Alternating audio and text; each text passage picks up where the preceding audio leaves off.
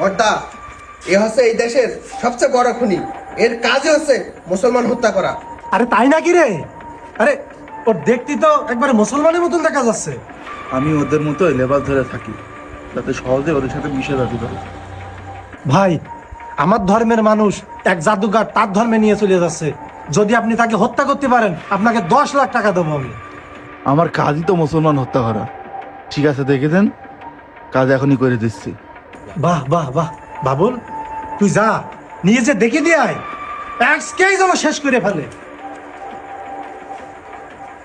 ভাই, ওই দেখেন মাথা দিয়ে যে লোকটা আসছে, সে হচ্ছে ওই জাদুকর। ভাই বাবা, বাবা আপনি আপনি এখানে?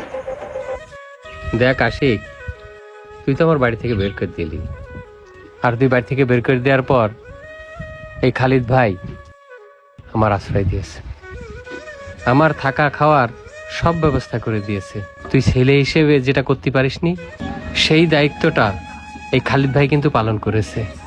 বাবা, বাবা আজকে আমার চোখ খুলে গিয়েছে।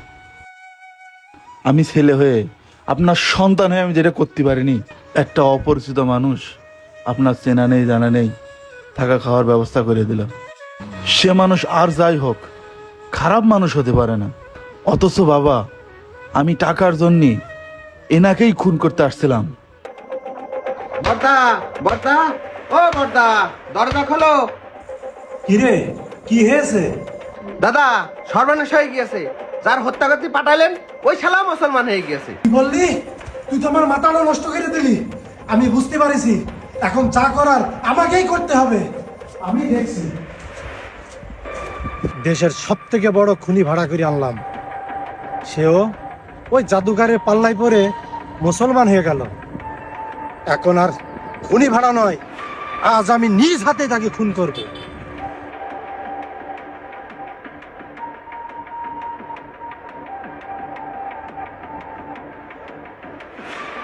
ওই তো জাদুকর ওখানে বসে, ও কি জাদু করে দেখি তো। তুমি সবসময় একটা জিনিস মনে রাখবা, ইসলাম মানে শান্তি, আর মুসলিম মানে আত্মসমর্পণকারী। আমাদের ব্যবহার হতে হবে অতীব নমনীয়, অতীব সুন্দর। তোমার আব্বা যতই বেধর্মীয় হোক, তুমি তার সাথে সুন্দর ব্যবহার করবা, সে যেন কখনো তোমার কথায় কষ্ট না পায়। আরে আমার বাপ অসুস্থ ছিল, তাই আমি সহ্য করতে না পেরে আমার বাপকে আমি বালিশ চাপা দিয়ে হত্যা করেছি। আর আজকে আমার ছেলেকে এত সুন্দর কথা বলছে, এটা তাহলে কি ধর্ম? এত সুন্দর উপদেশ দেয় আর বাপের এত সম্মান। বাবুল রে, আমরা তো খুব ভুলের ভিতরে আছি। আজকে আমি ওই জাদুঘর হুজুরের কথা শুনে আমি তো তার প্রেমে পড়ে গেছি।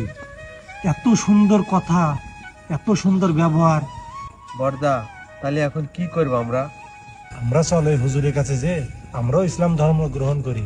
ইসলামই হচ্ছে সত্য ধর্ম, ন্যায় নীতি আদর্শ ধর্মই হচ্ছে ইসলাম। ভাই, আমরা ইসলাম সম্বন্ধে যথেষ্ট জানিছি। আমরা দুই ভাই গোসল করে আপনার কাছে আইছি, আপনি আমাদের মুসলমান বানিয়ে দেন ভাই।